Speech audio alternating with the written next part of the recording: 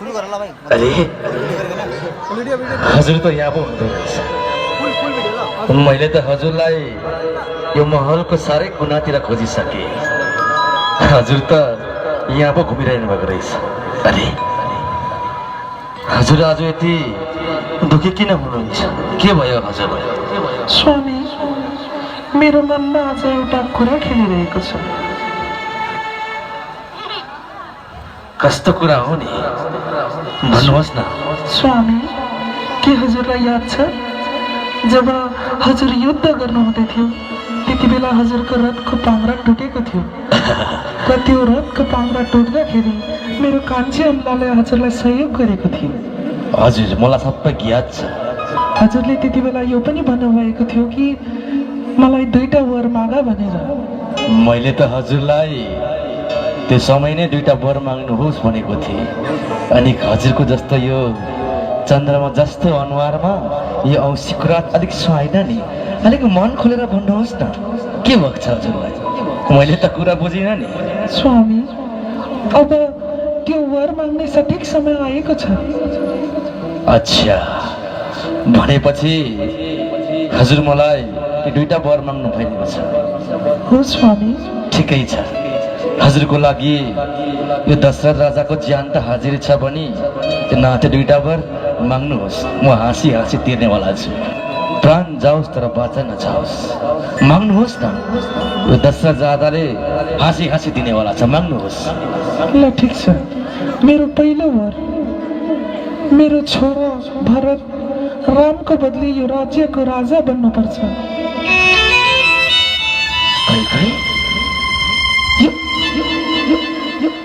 यो तिमी कस्तो कुरा गर्दैछौ? रामलाई राज्य अभिषेक दिने कुरा त मैले प्रजाहरूलाई खबर गरिसकेँ। तिमी होसमा त छौ?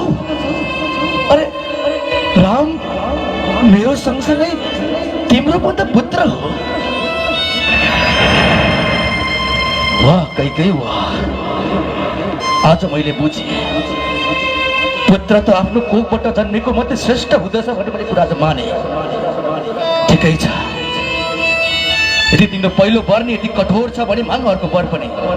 चुनौ तेरो अर्को वर पनि।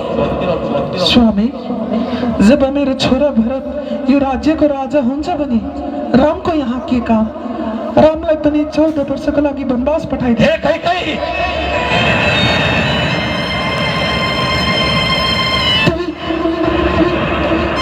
कस्तो कुरा गर्दैछौ कैकेयी?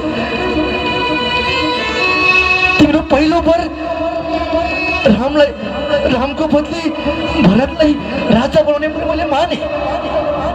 तिमी होसमा त छौ कैकेयी? अरे तिमी यो कस्तो कुरा गर्दैछौ कैकेयी? स्वामी, मलाई अरू केही थाहा छैन।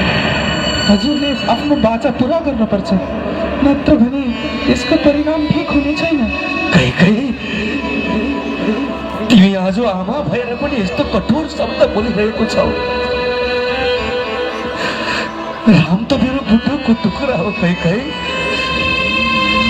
राम मेरो बुढोको टुक्रा हो। म सँगसँगै राम यो अयोध्याको बुढोको टुक्रा हो कैकेयी। बिन्ती छ कैकेयी, मेरो रामलाई मेरो मुखदेखि अलग नगरे कैकेयी। तिमी पनि त आमा हो कैकेयी, तिमी पनि त आमा हो। तिमी पनि त बुझ्छौ एउटा पिताको लागि आफ्नो पुत्र कति दुःख सुन्छ भने तिमीलाई त पत्ता ज्ञात होला कैकेयी। हे स्वामी, के यही हो हजुरको रघुकुलको धर्म? जहाँ छुटोस् तर बाचा नटुटोस्। हजुरले बाचा गर्नु भएर पनि आज मेरो अगाडि गिरगिराइरहनु भएको छ। म यो कदापि सहन गर्न सक्दिनँ। कैकेयी, तिमीले यो कस्तो रूप देखाइरहेको छौ कैकेयी? तिमीले यो कस्तो रूप देखाइरहेको छौ? राम बिना म एक पल पनि बाँच्न सक्दैन कैकेयी। राम बिना म बाँच्न सक्दैन। कहीँ तिम्रो भाषामा मलाई फसायो, कहीँ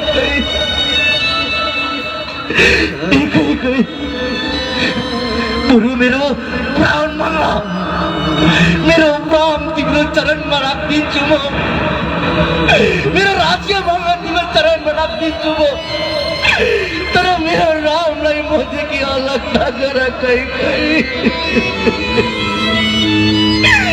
मेरो रामलाई मदेखि अलग नगर।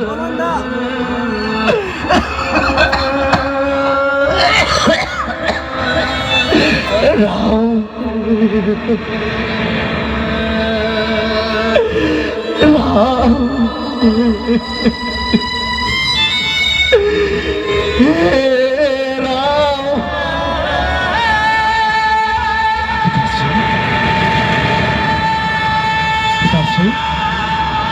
पिताश्री के भयो हजुरलाई? पिताश्री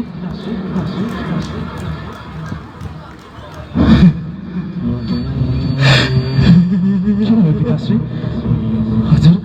हजुर यति किन चिन्तित हुनुहुन्छ पिताश्री?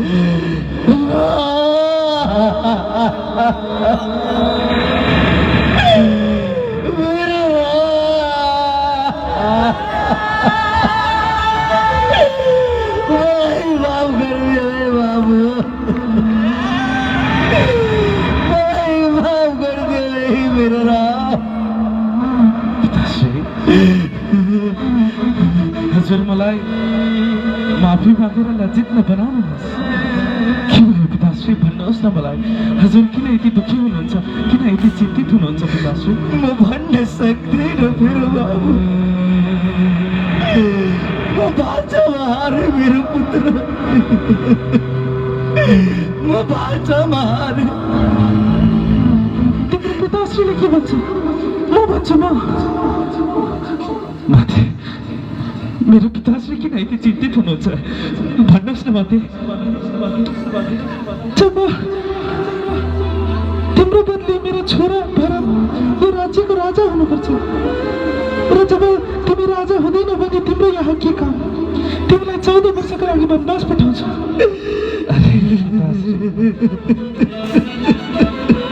हजुर यति तुच्छ कुराका लागि यति चिन्तित हुनुहुन्छ? पिताश्री म हजुरको पुत्र हो, म हजुरको राम हो।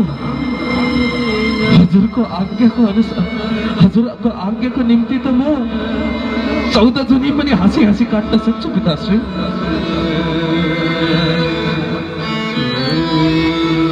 हे पिताश्री, म त धेरै भाग्यशाली भएको छु। यति राम्रो अवसर पाएको छु मैले पिताश्री। म त चारैपट्टिबाट भाग्यशाली भएको छु। पिताको आज्ञाको पालन, माताको इच्छाको अनुकरण, मेरो भाइको राज्य अभिषेक र त्यहाँ गएर मैले वनवासमा ठुलो ठुलो मुनिवरहरू भेट्दैछु जसको लोक तीनों लोकमा प्रकाशित भएको छ पिताश्री। म त चारैपट्टिबाट भाग्यशाली भएको छु र तपाईँ चाहनुहुन्न पिताश्री हजुरको छोरा पनि ज्ञानी बनोस् भनेर, हजुरको छोरा पनि ठुलो मान्छे बनोस् भनेर? के हजुर यो चाहनु हुँदैन पिताश्री? नहीं पुत्र, तिमी त्यो जङ्गलमा के खाएर बस्छौ मेरो राम? तिम्रो यो कमल खुट्टामा काँडाले ठिच्छ मेरो राम। मलाई छोडेर नजाऊ राम, मलाई छोडेर नजाऊ। पिताश्री म तिमी बिना एक पल पनि बाँच्न सक्दैन राम। हजुर किन यति चिन्तित हुनुहुन्छ? नाइ पिताश्री, मलाई मन त यहाँ दुख्यो कि हजुरले मलाई त्यति काबिल पनि सम्झिनु भएन भनेर। तर पिताश्री हजुर कदापि पनि चिन्तित नहुनुहोस्। हजुरको लागि त 14 सालको वनवास त के 14 जुनी पनि हाँसी हाँसी काट्नेछु। फेरि 14 वर्षपछि फेरि हजुरकै चरणमा आएर बस्ने हो नि पिताश्री।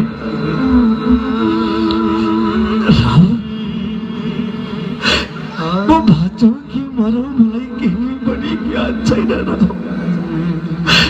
तिमी पाएर त म आज धन्य धन्य भएको छु। तर तिमीले म जस्तो पिता पाएर राम, न यस्तो पिता कुनै जुडीमा थियो, नहुनेछ न रहनेछ। मलाई माफ गरिदियो राम। हजुरलाई लज्जित बनाउनुहोस्, मलाई माफ गरिदियो राम। मलाई लज्जित बनाउनुहोस् पिताश्री। हजुरले मलाई माफी माग्नु शोभा सक्दैन, यो शोभा दिँदैन पिताश्री। हजुरले माफी नमाग्नुहोस् मलाई। फेरि हाम्रो रघुकुलको धर्म पनि त छ नि, जान छुटोस् तर बाचा नटुटोस् भनेर। पिताश्री मलाई अब विलम्ब हुन्छ, मलाई आज्ञा दिनुहोस्।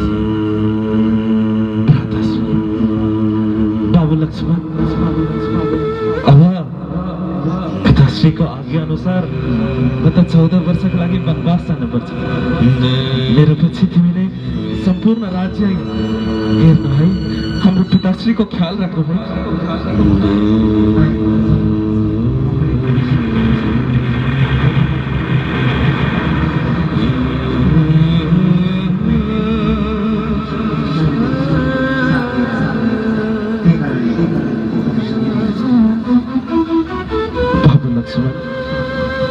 यदि तिमी जित्दिनै गर्छौ भने ठिकै छ।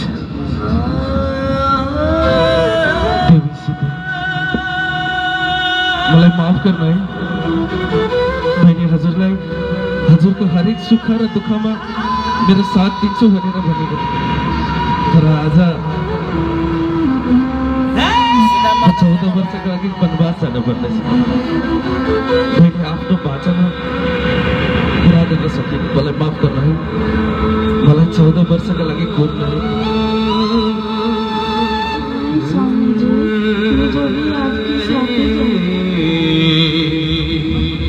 यदि हजुर पनि जबरजस्ती गर्नुहुन्छ भने म हजुरलाई रोक्न सक्दिनँ। पिताश्री, अब समय धेरै विलम्ब भइसक्यो, मलाई आज्ञा दिनुहोस्।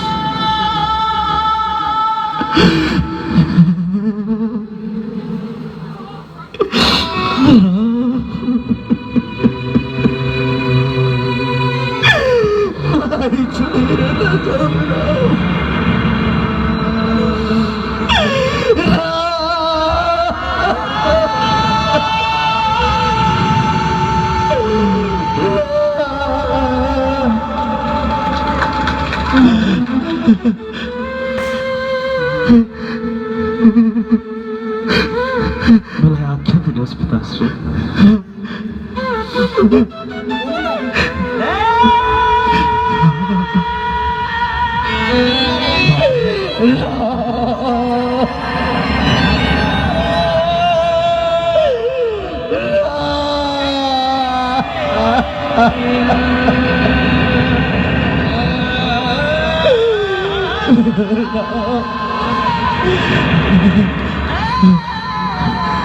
सैनिक, मेरो रामलाई वनवास नपठा। मेरो रामलाई फकाइ बुझ्दै गरेर ल्याए, छिटो लिएर आइस। रामलाई यही पर्खेर बस्छु। महाराज की जय होस्, महाराज की जय होस्। मेरो राम खै? महाराज, मैले युवराज रामलाई धेरै सम्झाउनको कोसिस गरेँ महाराज, तर उहाँ मान्नु भएन। उहाँ 14 वर्षको वनवास पछि मात्रै घर फर्किन्छु भन्नुभयो।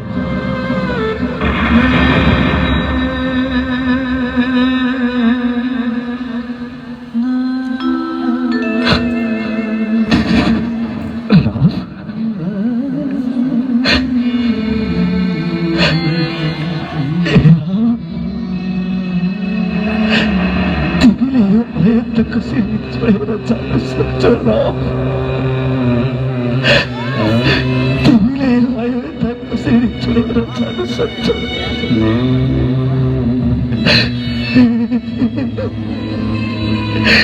राम, आज मेरो कारणले गर्दा तिमीले 14 वर्षको लागि वनवास बस्नु पर्यो।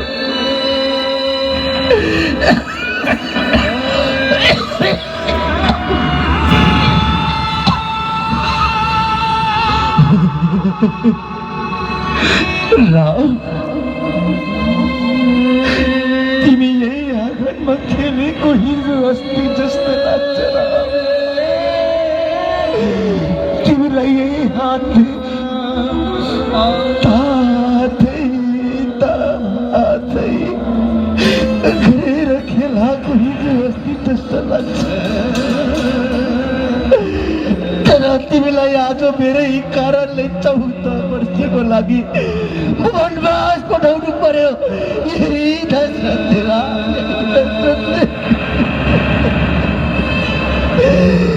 मलाई माफ गरिदियो हे राम, मलाई माफ गरिदियो हे राम। म तिम्रो पिता बन्न सकेन राम, म तिम्रो पिता बन्न सकेन।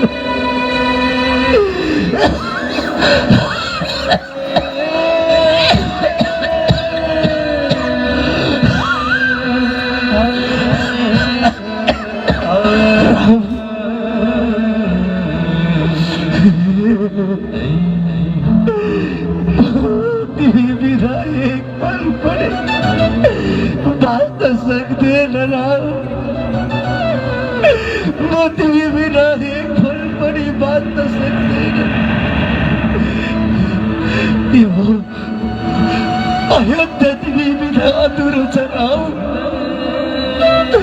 यो सारा ब्रह्माण्ड तिमी बिना अधुरो छ। तिमी बिना यो दशरथ पनि अधुरो छ राम।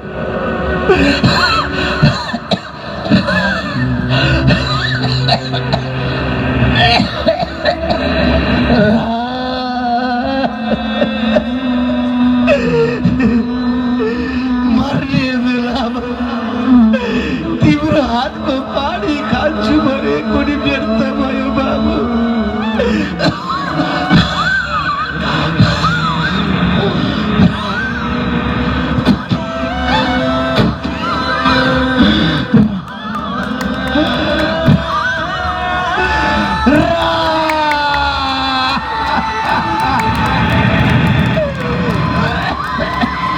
राम, राम,